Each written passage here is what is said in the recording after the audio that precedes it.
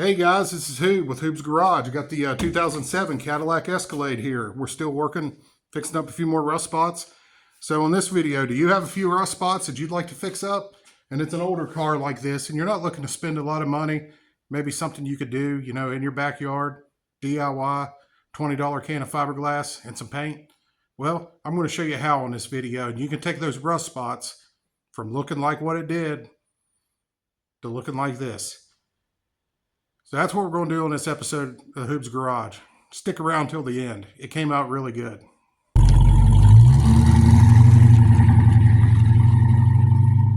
So this isn't going to be the 100% proper way to fix it. We're not welding in panels or everything. If you do want to see that, I have a video on that too. So check that out. But we're just trying to get by with this car. Stay out of debt for a little while, and it still looks pretty good. I mean, it's not a bad looking car. We just want to fix up those rust spots. So let's tear into it.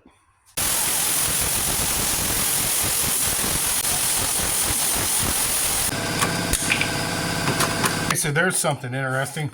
I kind of thought that looked like body filler bubbling out.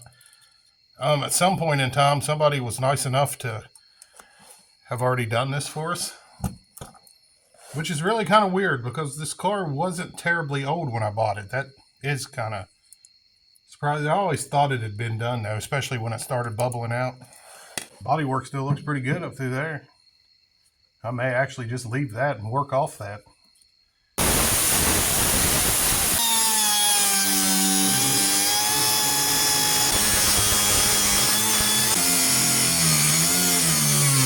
Okay, so after getting that cut out, I had a nice little square cut out here.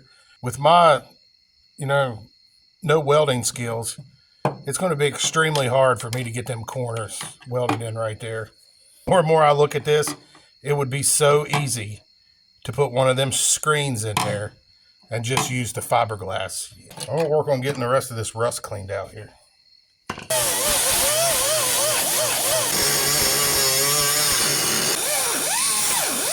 Okay guys, I'm sure some of you was wanting to see the welder, and I was wanting to play with the welder some more too, but this thing is just begging to be fixed with fiberglass. It's my favorite technique. It's easy. I feel the most comfortable with it. I mean, look at this body patch thing. I mean, it's like it's almost made to fit in there.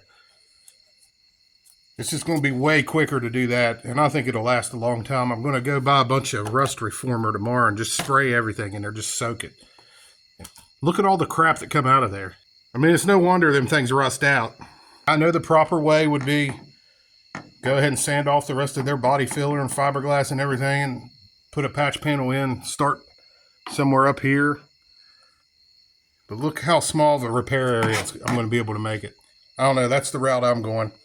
And I've only been at it like 20 minutes. I mean, this didn't take no time. So I'm going to cut out the other side and see what's going on in there. Maybe possibly we'll weld that side. I will tell you, if I weld the other side, a year from now, we will make a follow-up video between fiberglass repair or a welding repair and see which one is holding up longer. But we can still do that anyways because we just welded the fender in the last episode, or the last rust repair episode. So either way, we'll do a comparison. Unfortunately, I can already see this side. It's not going to be as smooth as the other side. As you can tell immediately, it goes way further up. It must have been repaired too, because them funky cracks right there, that's body filler and shit. Crap popping out. I mean, maybe we'll get lucky and it's just a hole up here at the top. I'd say there's something going on at the bottom too. That's actually going to be a pretty big area there, if so. So we may end up welding this side, I don't know.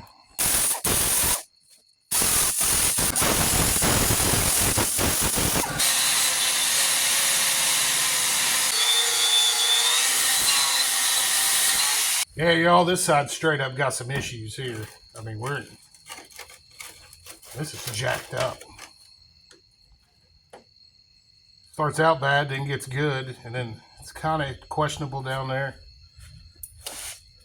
Maybe if we can keep the good metal in the middle, then I might be able to pull off the fiberglass thing. I don't know. I probably will because I don't care, but it's definitely not going to be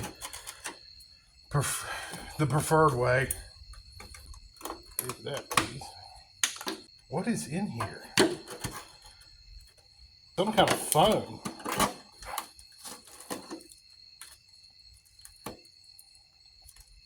Like, not like spray-in foam, like couch foam or something.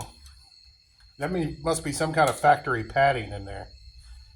Probably definitely won't weld here. I don't want to spark that up.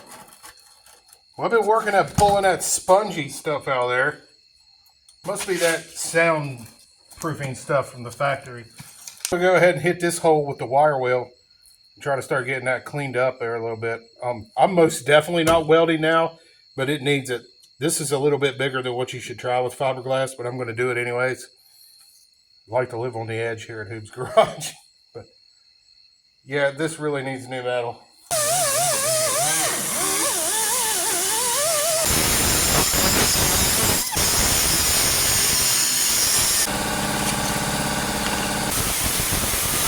There's where we're at with it on this side, and boy, that's asking a lot of fiberglass, but if I'd have had to cut the whole thing out, I'd have probably had to put a new piece of metal in there. Luckily, for whatever reason, it was bad here, got good here, and then got bad again down here. So I'm actually just patching 2 small holes instead of that whole area. Definitely not the way it should be. I kind of regret even recording this side now. Probably should have just left it out. Got to work on getting this screen cut out. You put like these body patch screens in there. And you can see it's black in there now. I sprayed some of that rust reformer. This stuff.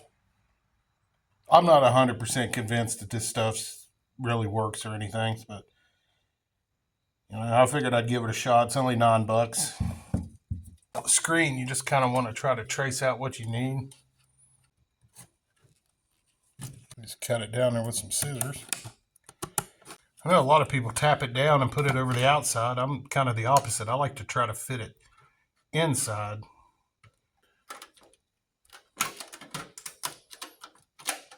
Sweet.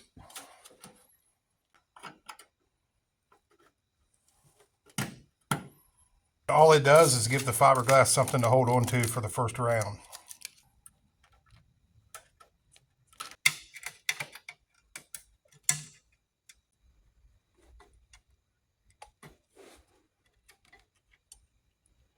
For this first coat, we don't care what it looks like. We're not doing anything more. We're just trying to get a base started. Just something for everything to stick to.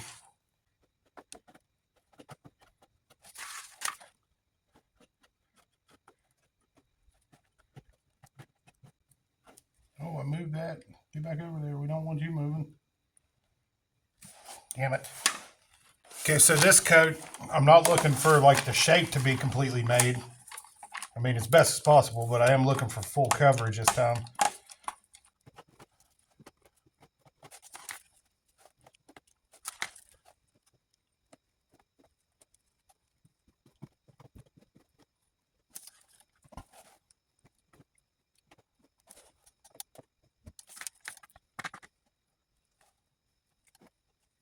While we're waiting on that Bondo to dry, don't really have the bench set up for a typical tool review like I do, but I picked up this new sander, which I already got one that I really like, but this is self-vacuuming, so I thought maybe it'll keep the dust down in the garage here. So we're going to try that out tonight, see how that works. As you can see, I still got a lot of low areas I'm going to have to fill in with a lot of fiberglass. You don't want to do it with body filler. You want to fill up as much as you can with the fiberglass and then just use the body filler just as a skim coat. Now the other side, it's looking pretty good. There's just a couple little spots. I'm going to sand this side down again. I got a feeling I'm still going to end up with a couple more low spots over here. Now the other side, it's coming out perfect. So basically the other side's taken like 685,000 coats of fiberglass because it's way more than what fiberglass should ever be attempted with. So we're going to focus on this side. I can go ahead and finish this out and finish it out with body filler because it's looking really good. So I've pretty much abandoned filming the other side because I'm ashamed of the amount of body filler that I put, or fiberglass filler that I had to put in there. But I will show the finished product. I'm just going to put a skim coat of body filler on this side now. Since the body line goes this way, or well, it goes up, but by going this way, I'll be laying it like back where it press it down in there all the way.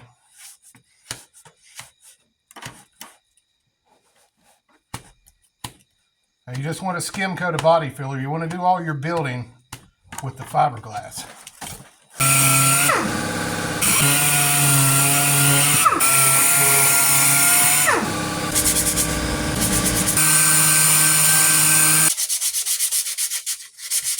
This side wipe down with some alcohol and get some primer shot on it.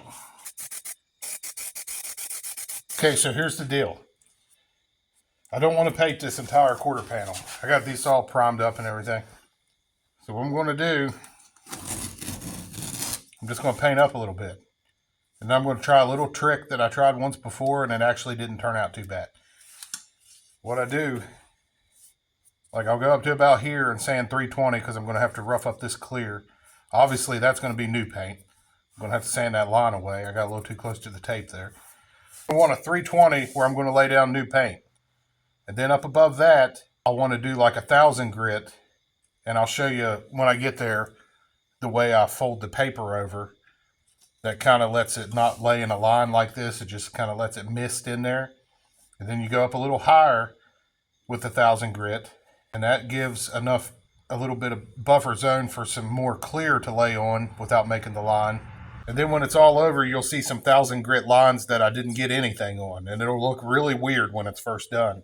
But then I'll wet sand and buff everything, and it kind of makes it blend together. Not perfect. You know, the only true way is to paint the entire quarter, but I'm not doing that. Of course, I'll have to sign primer and everything. It's going to be painted in 400.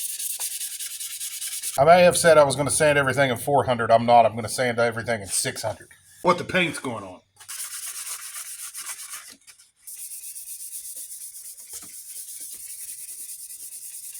Now all through here, I'll do like 1,000. So if some paint trickles over, it sticks, and then some clear coat sticks. I'm not too confident in the piece of 1,000 I got here. I thought I had fresh 1,000 over there, but apparently I don't. And the good thing about 1,000 is what doesn't stick, where the clear coat doesn't stick, it'll buff out. Get you a piece of masking paper. And then you run out of tape at the worst possible time and have to go open a new roll. Just stick it somewhere up here. I don't know if you can see up there or not. Then fold it over. So that way you're not making such a drastic line. Letting it feather in there. Try to put it to about like right there. Now as far as when to stop the black, I guess you could put a double one of these and then take it off if you wanted to. But it's a lot of extra work and a chance of it falling down in your wet paint. I'm just going to kind of put it like this right here. And what I will do over here on this tape, I'll just make me a mark with a Sharpie. Kind of like, you know, just it won't be perfect, but kind of like a area where I should probably stop with the black paint. Or base coat, or whatever color you're using. Maybe this puts it more in perspective now. We'll paint to like right here, but then this is scratched up here to receive clear coat. So we'll let clear coat fall in. And then when we're done, you'll have like a random area of clear coat that stops right here. You have black paint down here, but your clear coat will be from there down. But what scratches are left over are 1,000 grit. So when you do your 1,500, 2,000, and 2,500, everything, then you'll buff it all out at once. I hope that makes sense. It worked once. Actually, it worked twice for me. So I actually wasn't happy with the way my 1,000 grit come out. I just kind of half-assed it with that piece of dry paper. So I went and actually got some new 1,000 grit.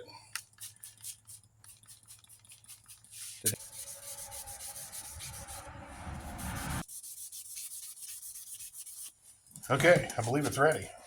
This white spot that you see down here, that's not metal. That's some high build primer I done off camera underneath the black. Now I'm going to do the first coat of clear. I forgot to hit record on the first coat, so here's second.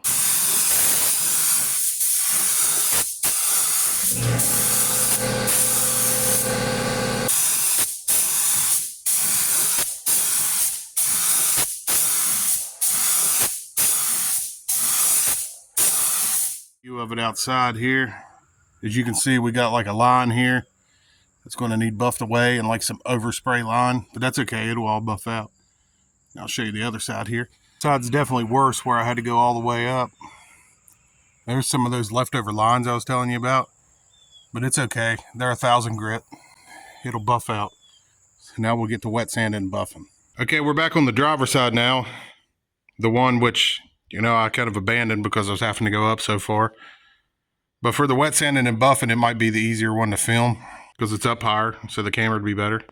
Here, I also just made a video about removing overspray off the whole thing, if you want to check that out. But I didn't care about the overspray here because I'm getting ready to wet sand and buff. So we got some 1,000 left over, which, like I mentioned, 1,000 was, the best of both worlds. Clear coat will stick and it'll buff out what doesn't stick. So there's the line that we got. I'm going to go 1,000, 1,500, 2,000, probably 2,500. You can go 3,000 too if you want to, but I think 25 will be enough. Now, I'm not wanting to get it perfectly flat. I don't want to sand all the orange peel off. I don't know how well it shows up in camera, but, a lot of newer clear coat, which this car ain't newer, but, these days the clear coat does have a little bit of orange peel from the factory. So if I can just get it looking close, I'll be happy. Got me some plain old water in a spray bottle here. I cut one of them sponges down really small. I thought it'd be easier on this small area here. Shoot a little bit of water on here. I'll probably only do 1,000 like right in the blend area. I don't know. I'll try to fill you in as I go.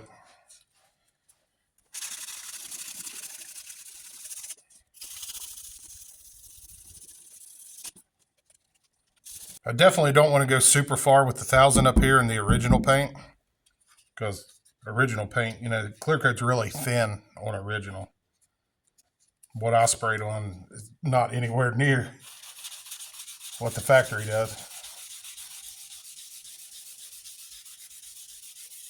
The factories like to keep it as cheap as possible, And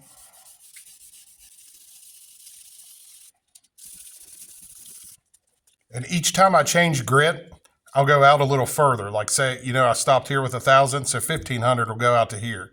2,000 will go out, just a little bit further.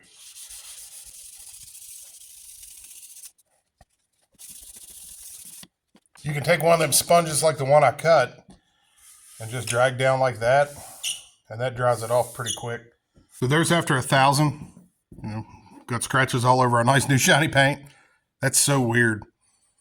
I just wonder who the first person that invented wet sanding was.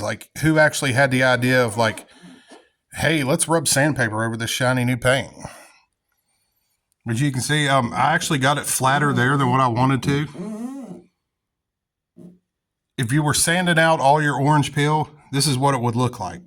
If you're leaving some, and if your goal was to sand out all your orange peel. Every time you see spots like this, it's going to come back as orange peel. So what you would want to do is instead of it looking like that, you'd want it to look a flat matte like this right here. So yeah, I'm definitely not going anymore with 1,000. I don't think I'm going to go down much further because each step's going to go down a little further. I really didn't even want to go down that far, but sometimes you get carried away when you're sanding. Because I'm pretty happy with the way it looks down through here. I mean, it matches pretty well. A little more orange peel over here on the new paint than what there is on the... But, I mean, I'm cool with it. So, yeah, I'm going to step it up to 1,500 now.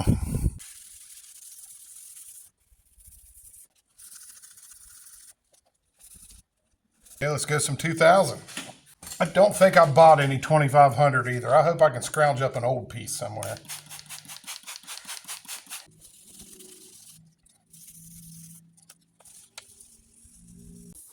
I could probably buff away 2,000, but it's going to be a lot easier to buff away 2,500 if I got a piece somewhere. Check it out, ladies and gentlemen. Look what I found. 3 sheets I had laying around. I don't even think AutoZone sells that brand anymore.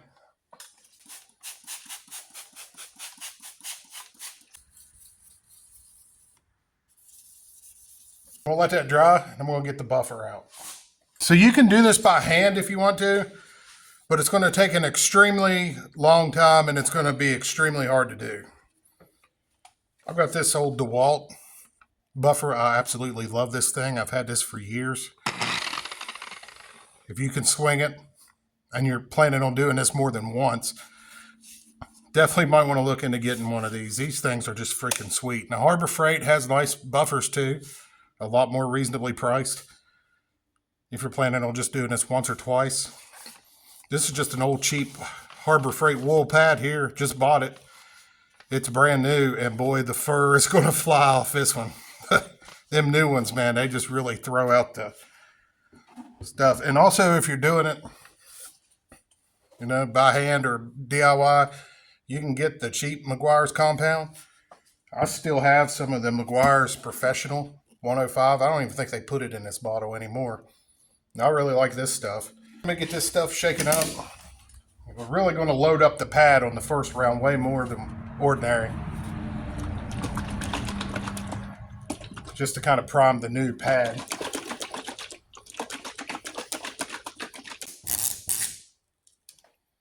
Like I said, it's a new pad, so don't come at me for the fact that I'm using way too much right now. This is way, way more than you need.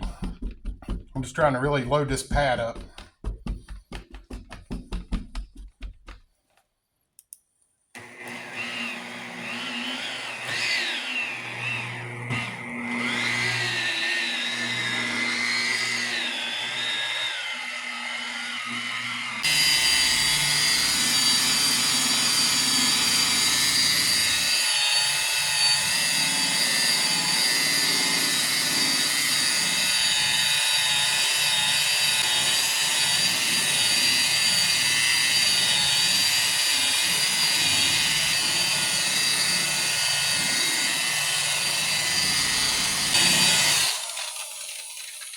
Y'all, that is looking so freaking good. Okay, I'm going to get this side of the car wiped down because I'm ashamed of it, because I went a little out of control there, and then I'll show you. I am freaking pumped. I'm pretty psyched about the way it's looking. That really came out better than I expected. Like I said, it's not perfect. You'd have to do the whole quarter panel to have absolutely no line whatsoever. Still got a little bit. As you can tell, when I get real close, it worked out just as planned. New paint, new clear, old paint. Of course, the 1000 grit come out. So, I mean, if you get right up on it, you can still see that little line there. But when you get back here, yeah, it's pretty much gone. What you really need to do is polish. You need to follow up with a polish. You can use something like this. I'm actually probably not going to do that in this video, because as soon as the paint cures, I would like to polish and wax the entire car. And I'm not just going to leave this video hanging out on my phone where something, you know, could crash and I lose it. So I'll probably just post it right after this. See, I still got a few little places. I'll probably go back with some, no, that's water there. Thought I had a couple little scratches there. Sometimes you'll see where you missed, like you did 1500 on one and then you kind of missed it with the 2500. I'll have to go back and kind of straighten that up. Now see, this is what happens when you don't polish. See, like this buffer trail, if the light hits it just the right way, you'll see like these weird zigzags. Like I said, I don't really want to polish right now. It's not that I don't want to, I just want to do it all right before I wax it.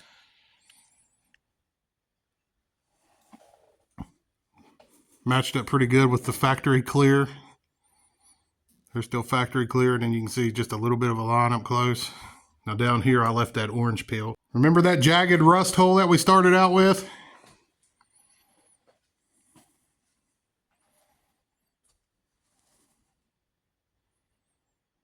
I mean, a lot of people say, oh, fiberglass ain't going to last, fiberglass this, fiberglass that. You know what? It's at least going to last 3-4 years. You know what it would cost to replace this thing? $500 a month. Figure up $500 a month times the next 3 years. I got by with a can of $20 fiberglass. I really don't care. I'll go ahead and get this side done now, and then I'll let you see a before and after of it.